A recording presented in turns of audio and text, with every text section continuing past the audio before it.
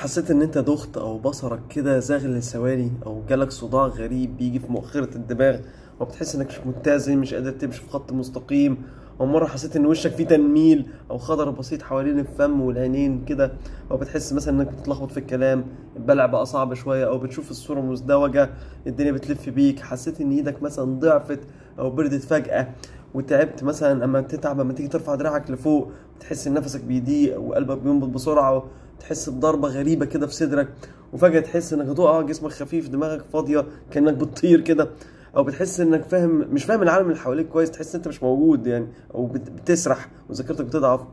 كل دي اعراض كتير ناس بتجيلي في العياده بتشتكي منها، فاكرين ان هم عندهم نوبة هلع او حاجة قلق نفسي او نقص اكسجين او مشكلة في الودن، بس الحقيقة ان كل ده يعني بيبدأ من شرايين الرقبة. ماشي، يعني خارجه كده من شرايين الرقبه الى خلف المخ. هشرح لك كده في الصوره المعقده دي، ماشي، الدنيا ماشيه ازاي. خلاص، دي الشرايين، ماشي. اي ضغط في الخلفيه هنا بتاثر على الاكسجين اللي رايح للمخ، واي انسداد بسيط او كده ممكن يدخلك في الاعراض دي اللي احنا قلناها دي كلها. يعني مثلا اول شريان اللي هو تحت الترقوه ده، اللي تحت الترقوه ده بيطلع من القلب وبيوصل الدم للدراعين والدماغ عن طريق الشريان الفقري ده.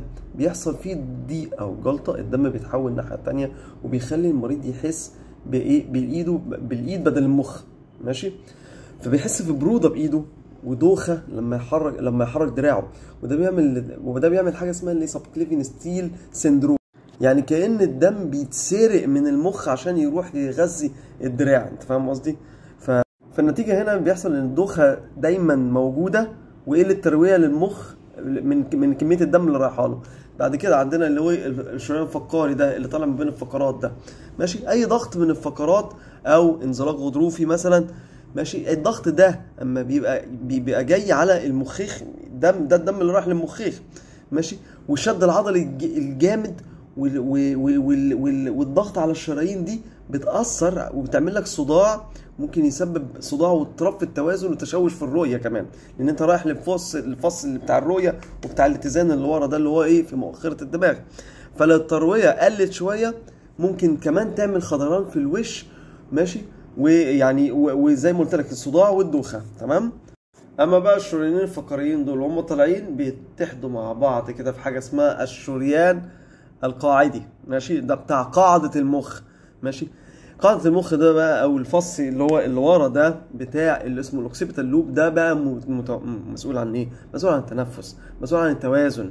فانت لو في فقدان في التوازن او التنفس ضيق ممكن يكون مشكلة هنا. فاحنا بنعالج العظمة اللي حوالين الشريان القاعدي دي، فعلا ممكن نخلي العيان فعلا ان شاء الله الرؤية بتاعته بتتحسن لو في مشكلة في هذا الشريان، ماشي. والخضران بتاع الوجه ممكن يروح، وخضران الاطراف كمان، وساعات ناس بتقول لك انا عندي مثلا صعوبة في البلع او في الكلام، بس حاجات خفيفة يعني بتبقى بسبب الضغط على هذا الشريان. بنقدر نساعده كويس جدا جدا.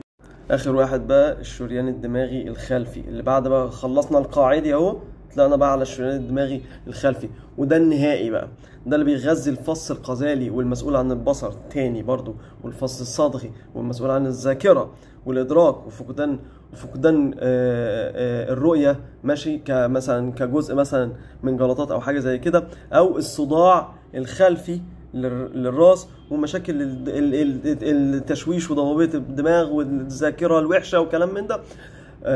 يعني انا عارف ان ده شيء غريب، بس ده الشريان ده هو اللي بيبقى مسؤول عنه. طيب احنا في الاوستيوباثي بنعمل ايه؟ لان الاوستيوباثي هنا ليه دور ضخم جدا في ميكانيكيه الرقبه، وان احنا نرجع ميكانيكيه الرقبه لطبيعتها، ده بيفك الشد العضلي وبيساعد في تنظيم الضغط في الشرايين دي، والعلاقه بيه بجهاز السمبثاوي والباراسمبثاوي بتاع الفيجاس نيرف او العصب الحائر اللي احنا اتكلمنا عنه كذا مره، اللي بيبقى في قاعده الجمجمه هنا، ماشي. اما بيتاثر الرقبه بيتاثر على هذا العصب، ماشي.